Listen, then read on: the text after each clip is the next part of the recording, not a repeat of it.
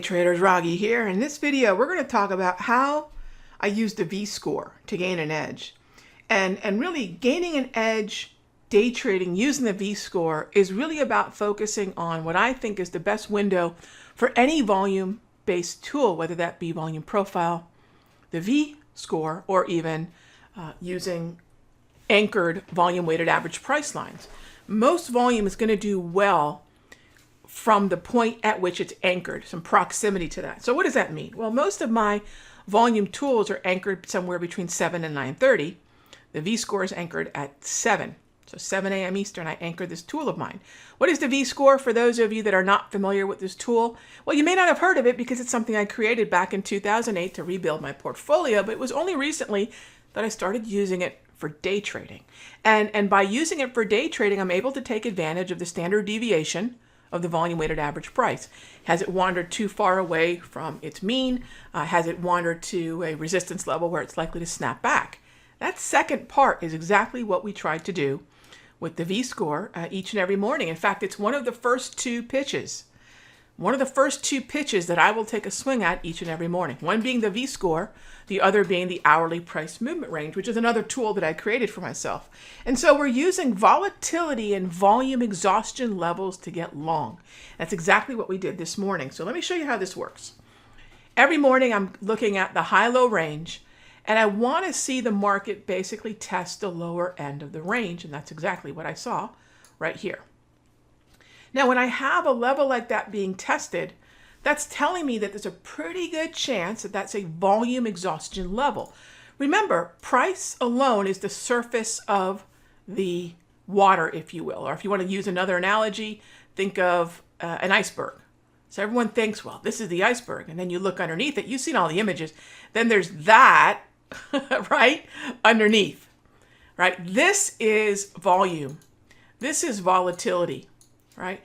This is also looking at time, right? This is all the stuff that's below the surface. Most traders here, they operate with price. They see the tip of the iceberg and that's it. But we know there's volume, volatility, time underneath that. This is below the iceberg, right? This is where I'm realizing, yeah, there might be a support level at 41.75 because of some volume weighted average price levels, but is there anything else beneath that, right? So that's where volume and VScore will kick in. Again, the focus here is the VScore. So VScore gets down to this level. You can see what that corresponds with if you just look straight up from that level, right? So straight up from that level, we're in this area here, and that's what we're looking for, right? So we might end up starting shopping for some calls in the S&P or the SPY, the SPX, options on the ES, micros on the EX, but we're going to start to shop that as the market heads down. VScore is hit. That's really where we want to think about the market potentially bouncing from. All right, so that's one example. Well, what about another? Let's take a look at the NAS this morning. By the way, all 4 indices hit their VScore lows. The Dow's the one that struggled the most. The other 3, Russell, NASDAQ, and the S&P, launched really nicely off those. So once again, what am I looking for? And you'll notice I already have the low, drawn in for me. So here we are, right? Look straight up from that VScore low. And you're going to notice we have all of this happening in here, okay? That's where I'm going to price out the QQQ, or I'm going to buy the NASDAQ NQ futures or the micro. We focus on QQQ, and then that's what we're looking for. We're looking for the market to launch higher.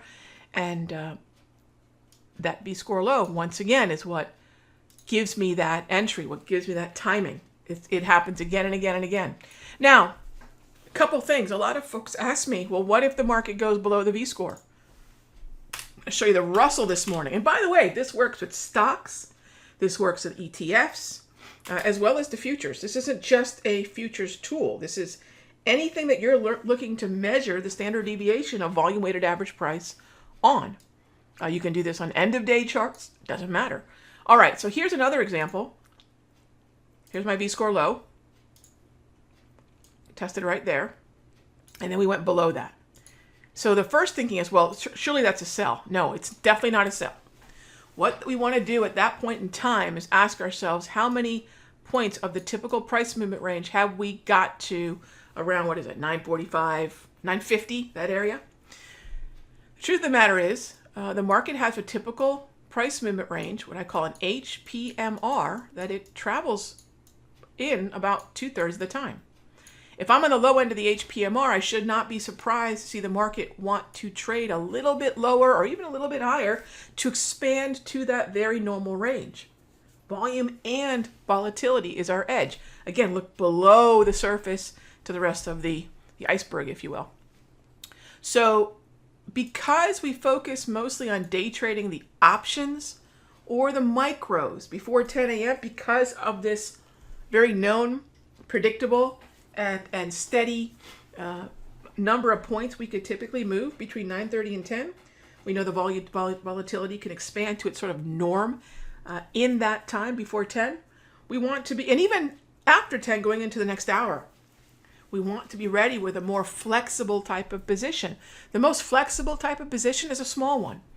The next thing we can do to put that flexibility on our side is play the options and not the underlying futures contract.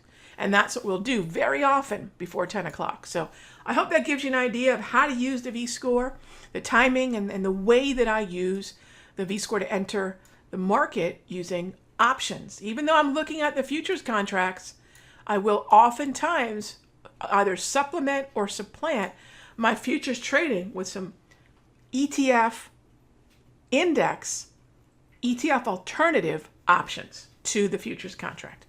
I'll see you in the next update. Without simpler trading, I could not have financial independence.